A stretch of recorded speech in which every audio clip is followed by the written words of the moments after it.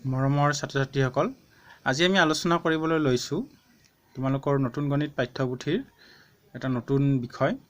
আমি ইতিমধ্যে তোমালোকৰ পাঠ নম্বৰ 1 আকৃতি আৰু নক্সা পাঠটিৰ বিষয়ে আলোচনা কৰিলোঁ ইয়াৰ আগৰ ভিডিঅ'সমূহত, আৰু তোমালোকে নিশ্চয় বিভিন্ন আকৃতি আৰু নক্সা সম্পৰ্কে ধাৰণা পালা।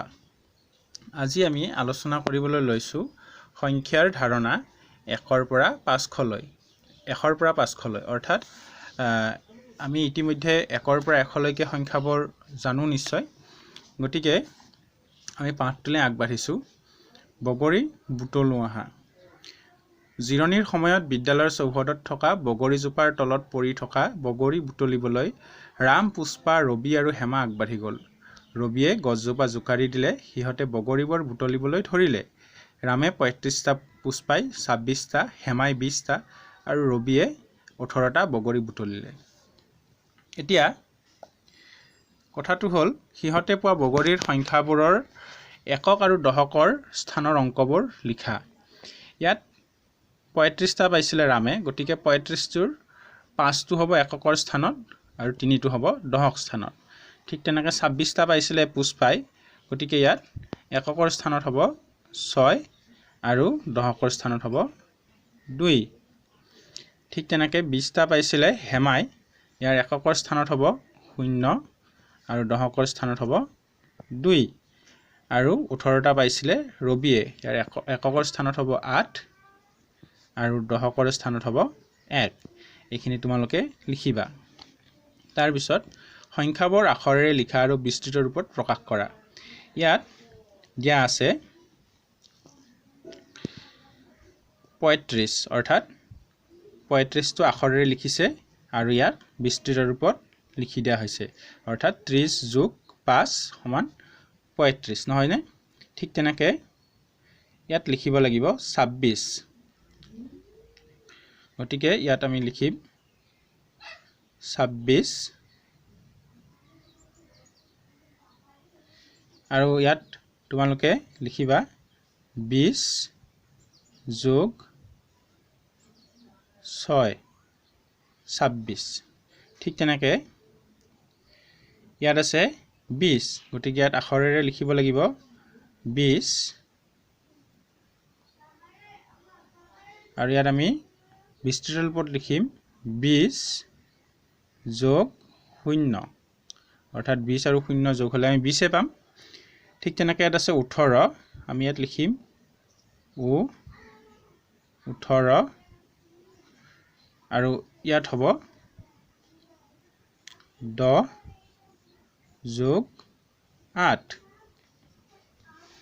এতিয়া তলত দিয়া সংখ্যাবোৰৰ আগৰ আৰু পাছৰ আৰু মাজৰ সংখ্যাবোৰ লিখা। ইয়াত মাজৰ সংখ্যাটো 35 দিয়া আছে, গতিকে ইয়াত হ'ব 3 × 4 = 34 আৰু পাছৰ সংখ্যাটো হ'ব 3 × 6 = 36। তাৰপিছত মাজৰ সংখ্যা দিয়া আছে 26, অৰ্থাৎ ইয়াত হ'ব 2 × 5 = 25, ইয়াত হ'ব 2 × 7 = 27। ইয়াত আগৰ আৰু পাছৰ সংখ্যাটো দিয়া আছে, অৰ্থাৎ 19 আৰু 21 দিয়া আছে, গতিকে মাজৰ সংখ্যাটো হ'ব 2 × 20। তাৰপিছত হ'ব ইয়াতো 17 আৰু 19 দিয়া আছে, অৰ্থাৎ আগৰ আৰু পাছৰ সংখ্যাটো দিয়া আছে, মাজৰ সংখ্যাটো লিখিব লাগিব 1 × 8 = 18। এইখিনি তোমালোকে কৰি ল'বা। তাৰপিছত আমি পিছফালৰ 22 নম্বৰ পেজলৈ আগবাঢ়িছোঁ। ইয়াত দিয়া আছে ৰাম আৰু পুষ্পাই মিলি কিমান বগৰী পালে উলিওৱা। ইয়াত আমাক একক আৰু দশক এনেকৈ ঘৰ বনাই দিয়া আছে। আমাক এইটো কাৰণতে দিছে যাতে আমি পিছলৈ গণিত কৰিলেও এই স্থানীয় মানবিলাক মিলাই কৰিবলৈ পাৰোঁ।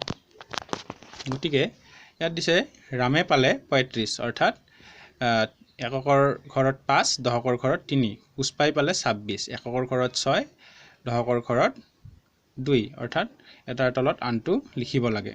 এতিয়া আমি ইয়াত কি হ'ব, মুঠ কিমান বগৰী পালে দুয়োজনে মিলি আমি উলিয়াম।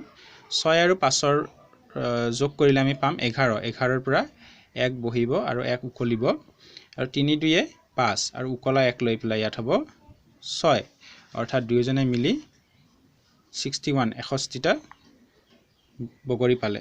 হেমাই পালে 20টা, ইয়াতো ঠিক তেনেকৈ স্থানীয় মান মিলাই লিখা হৈছে 1 ত 0 10 ত 2 ৰবিয়ে পালে 18টা ইয়াত 1 ত 8 10 ত 1 অৰ্থাৎ ইয়াত আমি মুঠ কৰিলে গম পাম 8 0 হ'ব 8 আৰু 0 যোগ কৰিলে আমি 8 পাম আৰু 2 আৰু 1 যোগ কৰিলে আমি পাম 3 অৰ্থাৎ 38 ঠিক তেনেকৈ আমাক ইয়াত দিছে ৰাম পুষ্পা হেমা আৰু ৰবিয়ে মিলি মুঠতে কিমান বগৰী পালে আমি আকৌ ইয়াত লিখিব লাগিব ৰামে পালে 35টা পুষ্পাই পালে 26টা বগৰী হেমাই পালে 20টা বগৰী আৰু ৰবিয়ে পালে 18টা বগৰী ইয়াত আমি এতিয়া আটাইকেইটাকে যোগ কৰিম ইয়াত একেলগে আমি এককৰ ঘৰকেইটা প্ৰথমতে যোগ কৰি লম প্ৰথমতে সদায় মনত ৰাখিবা এককৰ ঘৰৰ সংখ্যাবোৰ যোগ কৰিব লাগে গতিকে 8 8 আৰু 6 14 14 আৰু 5 হয় 19 19 আৰু 9 বহিব আৰু 1 এটা উকলিব গতিকে ইয়াত আমি প্ৰথমতে দশকৰ স্থানৰ কেইটা একেলগে যোগ কৰি লম 1 2 3 3 2 5 5 3 8 আৰু উকলা 1 লৈ পেলাই হ'ব 9 গতিকে আমি মুঠ 99টা বগৰী পালো এতিয়া আটাইতকৈ বেছি সংখ্যক বগৰী কোনে বুটলিলে আমি ইয়াত দেখিবলৈ পাইছো আটাইতকৈ বেছি বগৰী বুটলিছে ৰামে গতিকে ইয়াত আমি লিখিব লাগিব ৰাম আটাইতকৈ কম সংখ্যক বগৰী কোনে বুটলিলে আমি দেখিবলৈ পাইছো ইয়াত সংখ্যাবোৰ চাই যে আটাইতকৈ কম সংখ্যক ৰবিয়ে বুটলিছে গতিকে ইয়াত লিখিব লাগিব ৰবি তাৰ পিছত দুয়োজনৰ মাজত বগৰীৰ সংখ্যাৰ পাৰ্থক্য কিমান এইটো তোমালোকে নিজে উলিয়াবা 35 ৰ পৰা ৰামে বুটলিছিল 35টা আৰু ৰবিয়ে বুটলিছিল 18টা গতিকে দুয়োজনৰ মাজত পাৰ্থক্যটো আমি কেনেকৈ উলিয়াম 35 ৰ পৰা 18টো বিয়োগ কৰি দিবা আশা কৰো তোমালোক সকলোৱে বিয়োগ কৰিব জানা এইখিনি তোমালোকে বিয়োগ কৰি যেটো উত্তৰ পাবা ইয়াত সেই উত্তৰটোকে ইয়াত লিখি দিবা এইটো তোমালোকৰ বাবে হোমৱৰ্ক থাকিলে গৃহকাৰ্য আৰু লগতে এই যোগ কৰা কেইটা তোমালোকে কৰিবা আৰু এইফালে আছে পৃষ্ঠা নম্বৰ 23ত আছে বিয়োগ কৰা এইকেইটাও তোমালোকে ঘৰত ধুনীয়াকৈ কৰি মোলৈ ফটো মাৰি পঠিয়াবা আজিৰ আলোচনা আমি ইমানতে সামৰিছো ইয়াৰ পিছৰ ভিডিঅ'ত আমি পিছৰ অংশ আলোচনা কৰিবলৈ চেষ্টা কৰিম ধন্যবাদ